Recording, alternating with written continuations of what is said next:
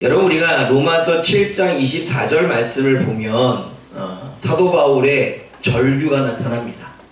얼마나 큰 사도 바울의 절규인지 우리 한번 읽어볼까요? 로마서 7장 24절입니다. 시작.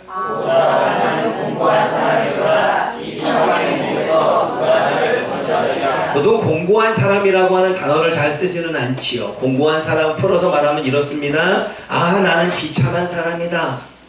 아, 나는 불행한 사람이다.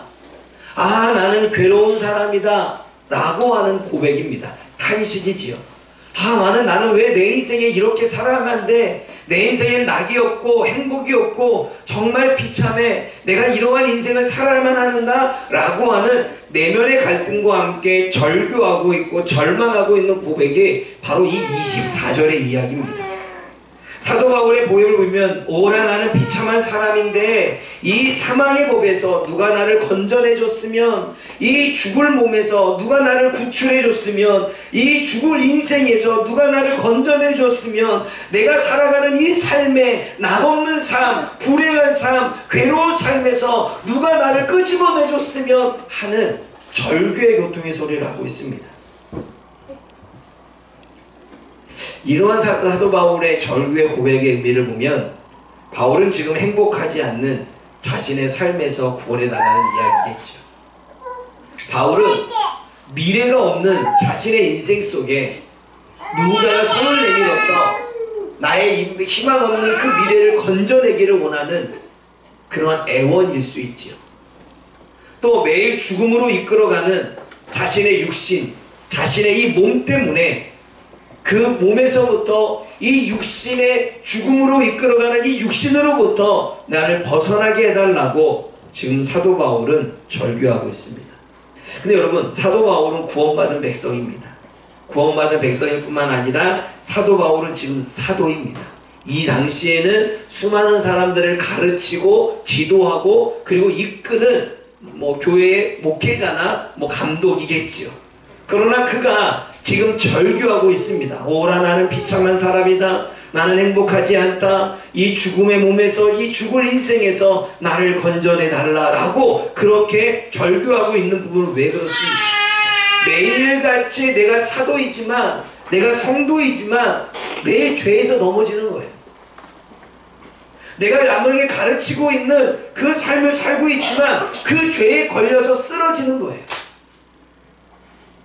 자신의 인생을 보면서 늘 죄 가운데 넘어지고 쓰러지고 그러한 모습을 보니까 이 사망의 몸에서 나를 누가 건져냈으면, 내가 더 이상 죄에 빠지지 않고 이 괴로운 인생을 살지 않고 죄책감에 시달리지 않고 이러한 삶에서 누가 나를 건져내 주었으면 하는 사도 바울의 고백입니다. 여러분, 사도 바울은 성도가 아니라 사도였습니다. 가르치는 자였죠. 그럼에도 불구하고 늘 죄에 쓰러지고 넘어지는 자신의 인생, 자신의 육신 때문에 사도 바울은 지금 절규하고 있습니다. 여러분, 사도 바울이 이렇게 인생을 비참하게 절규하는 이유는 무엇 때문입니까? 죄의 지배력 때문에 그렇습니다. 여러분, 로마서 7장 15절과 19절 말씀 앞에 있죠. 한번 읽어볼게요. 말씀 한번 읽어봅니다. 시작. 내가 원하는 것을 내가 알지 못하노니 곧 내가 원하는 것은 행하지 아니하고 도리어 미워하는 것을 행하노라. 죄가 자신의 육신을 지배해서 자꾸 원하지 않는 삶을 살게 하는 거예요. 죄의 지배력.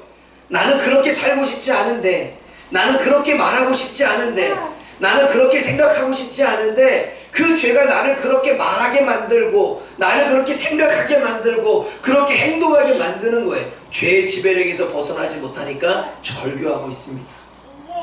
또 율법의 한계이지요. 여러분, 로마서 7장 13절과 14절 말씀 함께 읽어봅니다. 시작. 우리가 율법은 신령한 줄 알거니와 나는 육신에 속하여 없어야 하려도다. 여러분, 율법이 신령한 줄 안돼요. 우리가 지난주에 이야기했죠. 율법은 선한 것이고 좋은 것입니다. 율법은 우리들에게 죄를 깨닫게 해서 그 죄로부터 벗어나게 하죠. 그 율법은 선한 것이고 좋은 것인데 율법에 한계가 있습니다. 나를 선하고 좋은 길로 인도하는 건 알겠는데 지금 내 삶에 또 죄 때문에 넘어지는 거죠. 율법이 좋은 것은 알겠고 율법이 나를 죄 가운데 벗어나게 하는 건 알겠는데 그 내가 어떤 죄를 짓고 있는지를 알겠는데 그 율법 때문에 내가 더 비참해지는 거죠. 어떻게요? 내가 더 죄를 짓고 있구나. 내가 또 이것도 죄였구나. 내가 몰랐던 이건데 이것도 죄였구나. 그러면서 그 죄는 드러내 보이는데 내가 정말 구원받은 백성이라고 하는 내가 자유로움을 입을 수 있는 삶을 주지 않는 거죠. 율법의 한계. 율법이 선악한다면 율법을 알면 알수록 내가 자유로워져야 되는데 법을 알면 알수록 내가 죄가 드러나니까 자유롭지 않은 거예요. 더 비참해지는 거예요. 그게 율법의 한계. 또 사도 바울은 내적인 갈등과 무력함 때문에 비참함을 느낍니다. 22절 23절 읽어봅니다. 시작. 내 속사람은 하나님의 법을 즐거워하되 내 지체 속에서 한 다른 법이 내 마음의 법과 싸워 내 지체 속에 있는 죄의 법으로 나를 사로잡는 사도 바울의 내적인 갈등이지요. 내 안에 두 법이 있다. 두 법이 싸우고 있는데 하나는 하나님의 법과 하나님은 죄의 법인데 그 죄의 법이 내 안에서 싸우고 있다. 갈등하고 있다. 그런데 죄의 법이 나를 사로잡아 가니까 내 마음이 자꾸 거기에 끌려가서 내가 정말 노예처럼 끌려가는 인생을 살고 있다. 내적인 갈등 안에 자신이 이기지 못하고 끌려가는 무력감.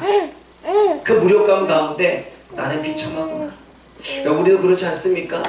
우리도 나의 원하는 마음이 있는데 이 안에 내적인 갈등이 일어납니다. 이렇게 해야 되는지 저렇게 해야 되는지 말씀을 알기 때문에 무엇이 옳은 정답인지도 압니다. 그런데 이 내 안의 갈등이 자꾸 나로 하여금 반대의 길로 가게 만듭니다. 그 무력감, 싸워서 이겨야 되는데 이길 수 없고 또 넘어져서 또 좌절하게 되는 나의 모습을 바라보며 사도 바울은 내적인 갈등 가운데 이기지 못하는 무력감으로 정말 나는 비참한 인생이구나. 내가 지도자인데 내가 사도 바울인데 그래 내가 복음을 몇 번이나 전했고 교회를 몇 개나 세웠는데 여전히 내가 비참하구나. 내가 끌려다니고 있구나. 아 괴롭다. 바울이 지금 그러고 있는 거죠.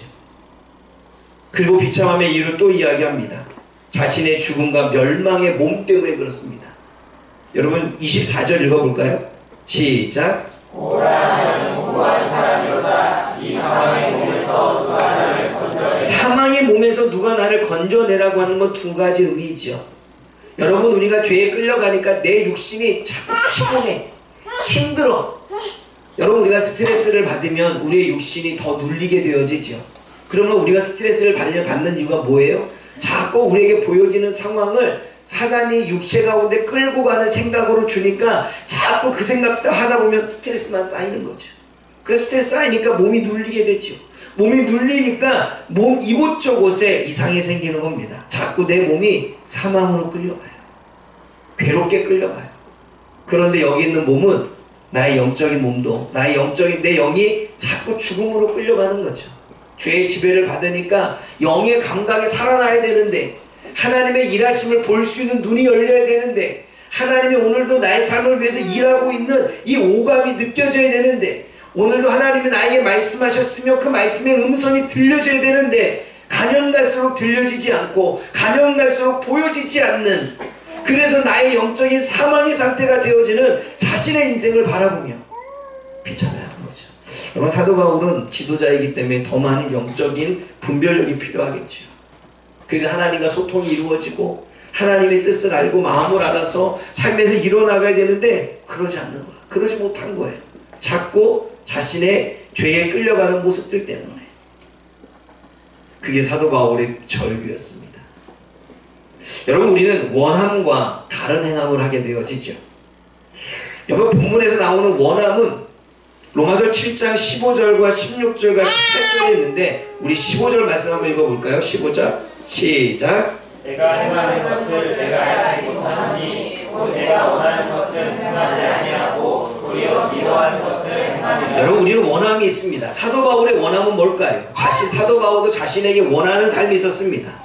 자신이 좋아하고 기뻐하고 바라는 삶이 있었습니다.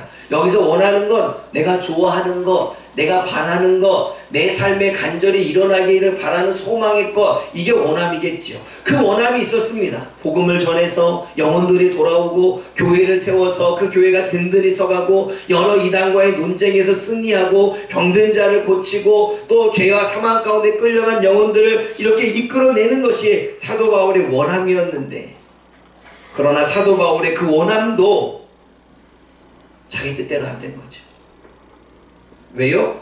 나의 마음은 그런 마음인데 나의 행동은 그렇지 않았다는 거예요. 여러분 15절 말씀 다시 읽어봅니다. 15절 16절 시작. 내가 원하는 것을 내가 알지 못하니 곧 내가 원하는 것을 행하지 아니하고 도리어 미워하는 것을 행하리라. 만일 내가 원하지 아니하는 그것을 행하면 내가 이로써 율법이 선한 것을 시인하노니. 여기서 행함은 만들어내는 겁니다. 사도 바울이 원하는 삶과 다른 삶을 만들어내는 거죠. 사도 바울이 원하는 마음이 있는데 다른 걸 만들어내는 게 행함입니다. 사울이 좋아하는 일이 있는데 다른 걸 하게 되는 거예요. 사울이 원하는 게 있는데 기뻐하는 삶이 있는데 다른 삶을 사는 거예요. 그래서 후회하는 거죠. 사울은 사역에 더 집중하고 싶은데 사역에 집중하지 못하게 되는 거예요. 사울은 지금 자신이 원하는 대로 하나님의 나라의 가치를 위해서 순종하며 살고 싶은데 자신이 지금 그렇게 순종하지 못하는 삶을 사는 거죠. 여러분, 제가 연초에 금요철에 대한 마음을 받았습니다. 하나님이 일하시겠다. 그런데 연초에 받았는데 제가 연초에 받았음에도 나의 행함은 다른 거였습니다.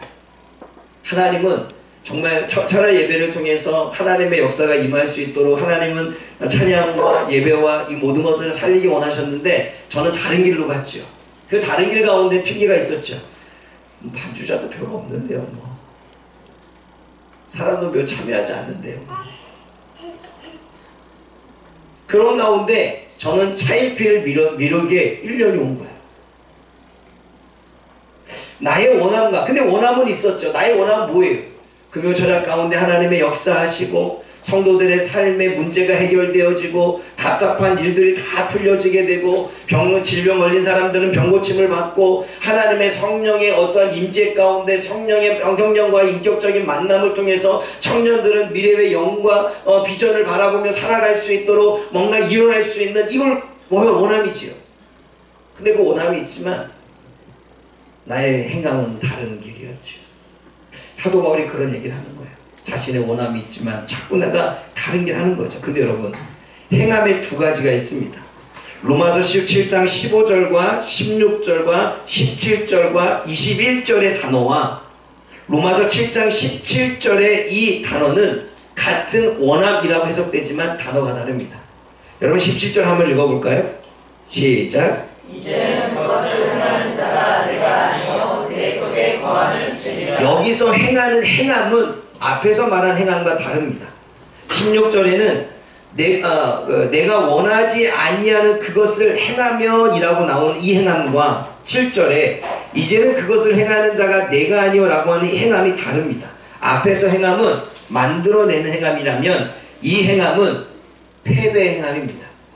패배 행함이란 뭐냐면 내가 이기다 라고 하는 건데 졌다는 거죠. 죄에서 패배해서 끌려가는 행함, 죄가 내 삶에서 이겨가지고 나를 끌고 가는 거죠. 선을 행하는 것은 알지만 내가 그거를 패배해서 악이 이겨서 나를 악이 끌고 가는 거예요. 내 삶에 죄성이 원하지 않는 삶을 이끌어가는 거죠.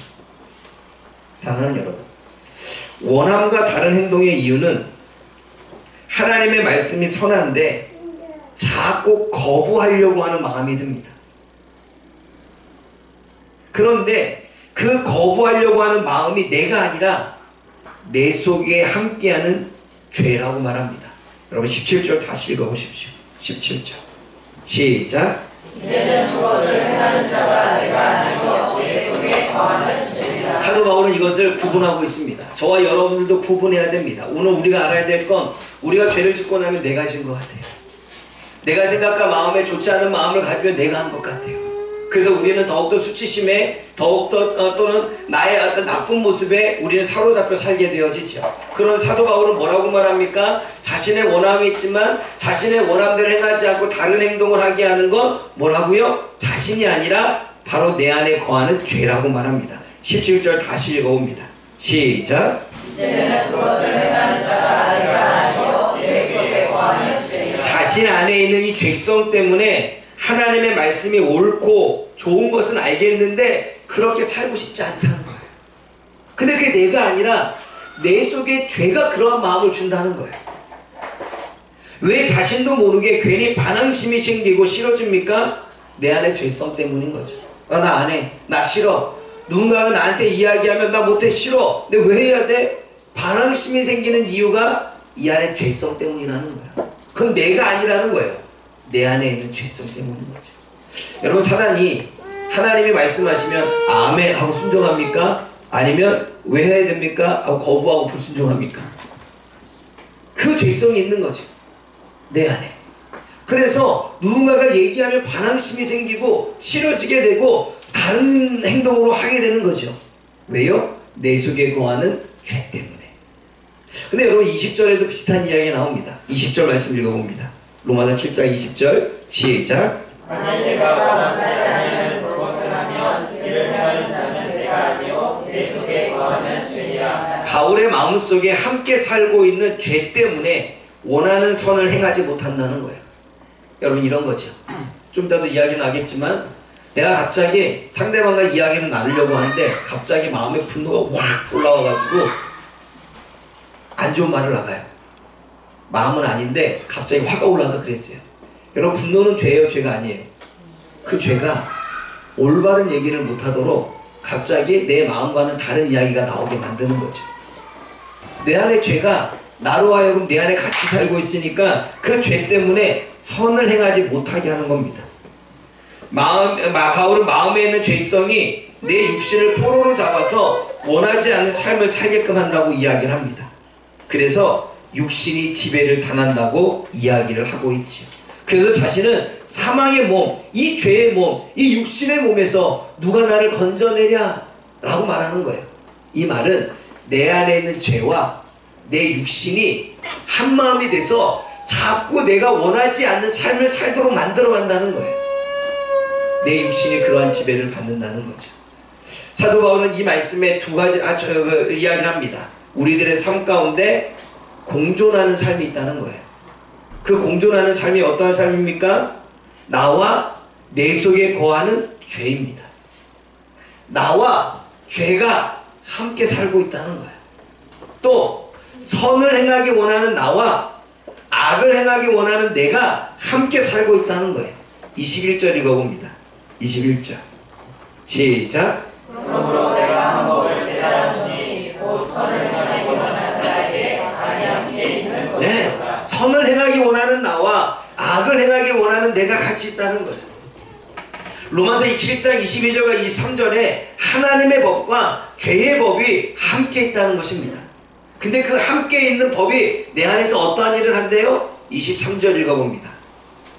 시작. 내 지체 속에서 하나님의 법이 내 마음의 법과 싸워 내 지체 속에 있는 죄의 법으로 나를 사로잡는 것. 둘이 싸우고 있습니다. 내 안에 공존하고 있는 나라고 하는 존재와 그 죄와 싸우고 있습니다. 하나님 안에서 믿음 안에서 살겠다 원하는 내가 하나님의 부르심을 받아 구원받은 백성으로서 이 성도로서 살아갈 삶을 아는 나와 그리고 내 안에 공존해 살고 있는 그 죄가 싸우고 있다고 말합니다. 그런데 내가 그 연약해서 싸움에 져서 내 육신도 그리고 나의 그 악함이 드러나서 자꾸 그렇게 산다는 거예요. 그래서 죄에 넘어지고 쓰러진다는 것입니다. 근데 사도 바울은 이 말씀을 갈라디아서 5장 17절에 너무나 잘 기록하고 있습니다. 우리 한번 읽어보겠습니다. 시작. 육체의 소욕은 성령을 거스르고 성령은 죄를 거스르나니 이 둘이 서로 대적하고 너희가 원하는 것을 하지 못하게 하려 함이니라. 네, 뭐라고 말씀하고 있습니까? 육체의 소욕과 성령이 서로 내 안에서 싸우고 있고 육체는 육체대로 나를 끌고 가려고 하고 성령님은 성령님대로 나를 끌고 가려고 하는데 내 안에 그러한 싸움이 일어나고 있다고 말합니다.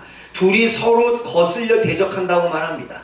서로 대적한다는 건 반대한다는 거예요. 육신은 성령을 반대하고 성령은 육신을 반대하는 것입니다. 그래서 육신은 자신이 원하는 대로 육의 삶을 살게끔 만들려고 하고, 성령님은 성령님이 원하는 대로 성령의 삶을 살도록 서로가 그렇게 싸우고 대적하고 저항하고 있다고 말합니다.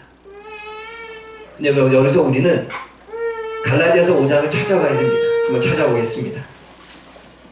왜냐하면 육체의 소욕은 뭐고 성령의 소욕은 뭘까요?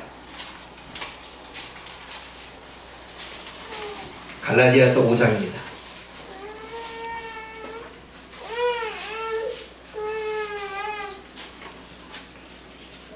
갈라디아서 5장,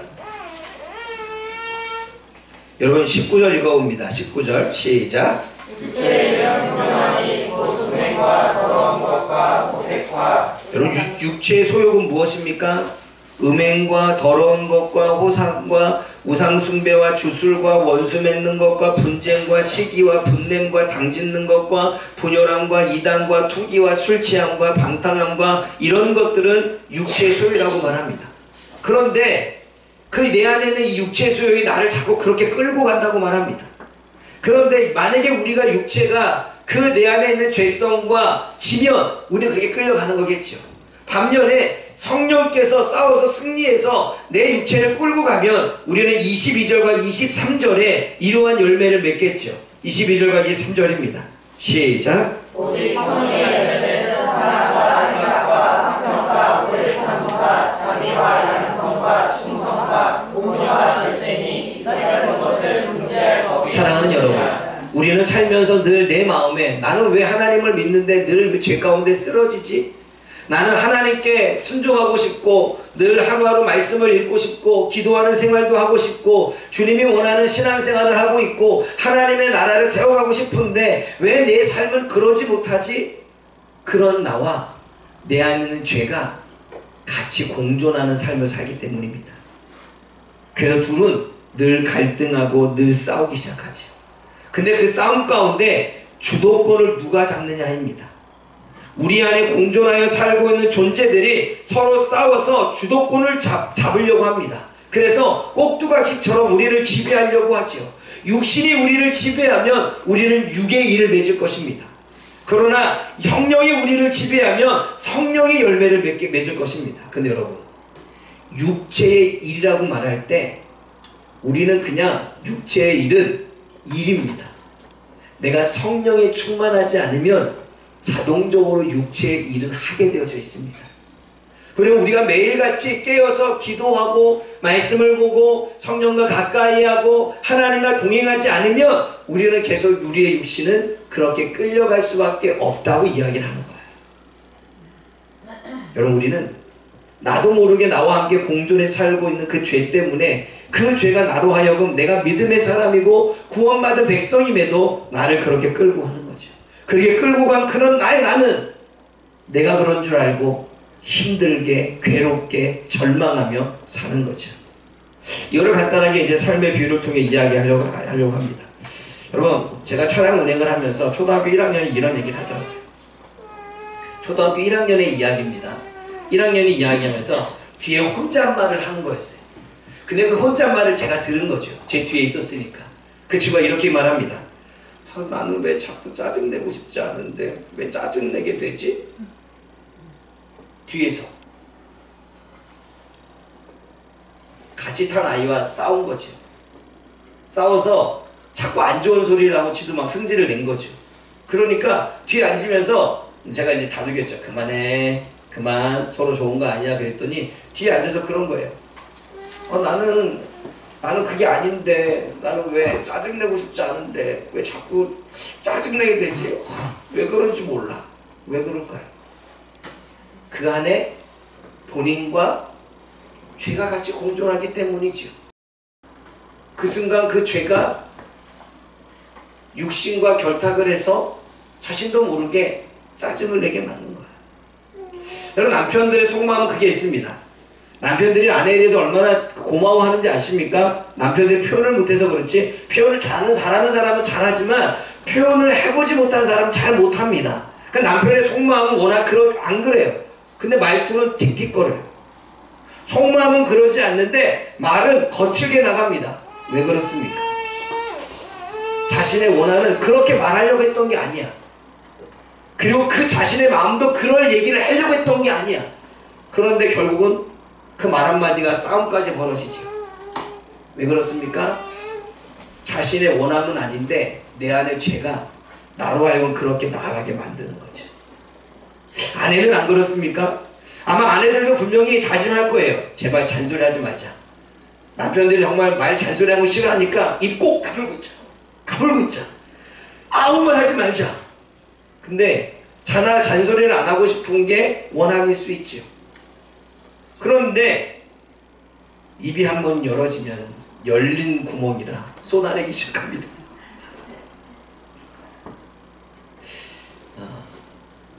자기가 원하는 게 아니죠.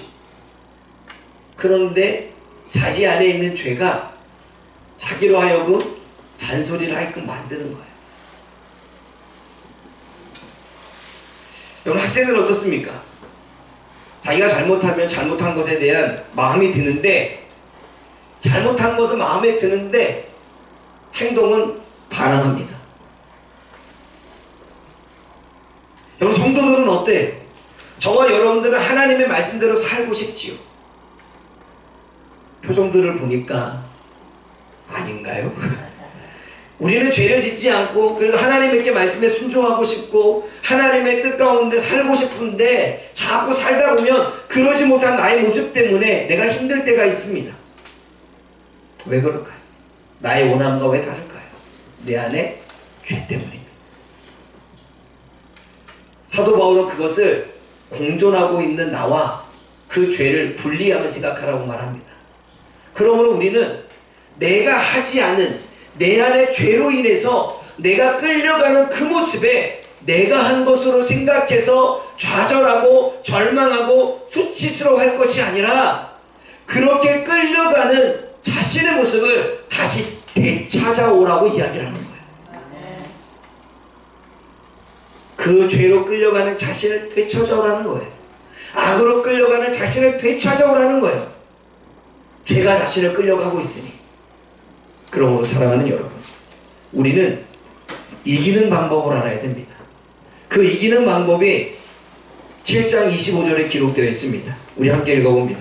로마서 7장 25절 함께 읽어봅니다. 시작. 우리 주 예수 그리스도로 말미암아 하나님께 감사하리로다. 갑자기 오라 나는 공고한 사람이로다 24절에 이야기해놓고 25절에는 주 예수 그리스도로 말미암아 하나님께 감사한다고 말합니다.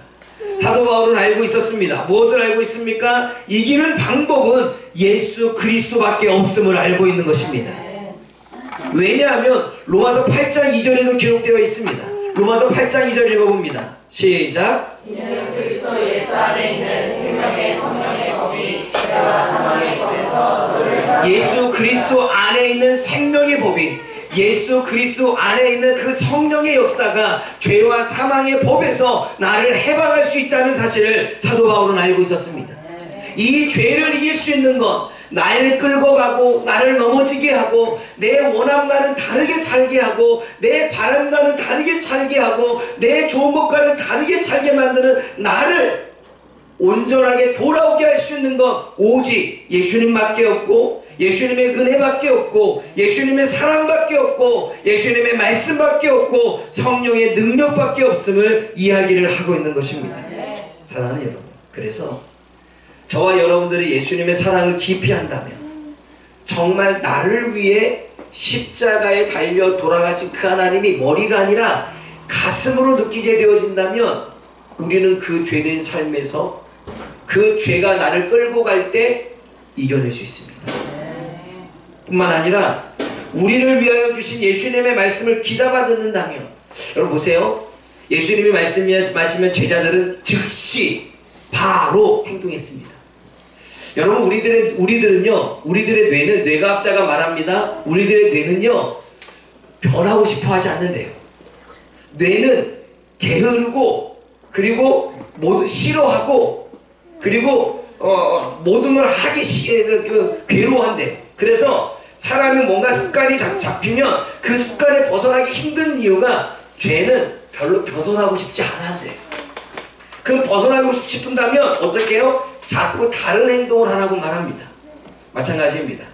여러분, 우리가 다른 행동을 하지 않으면 우리는 육체의 일을 할 수밖에 없습니다. 죄는 그렇게 우리를 끌고 가지요. 그러면 우리는 하나님이 우리에게 말씀하셨으면 우리는 그날 그 말씀을 순종하는 데 집중해야 돼요. 그러면 어느 순간 내가 한꺼번에 변하진 않겠지만 조금씩 내가 변하고 새 사람 되어지고 나도 모르게 죄를 이기는 능력의 사람으로 성장하고 있다는 사실을 아십니까?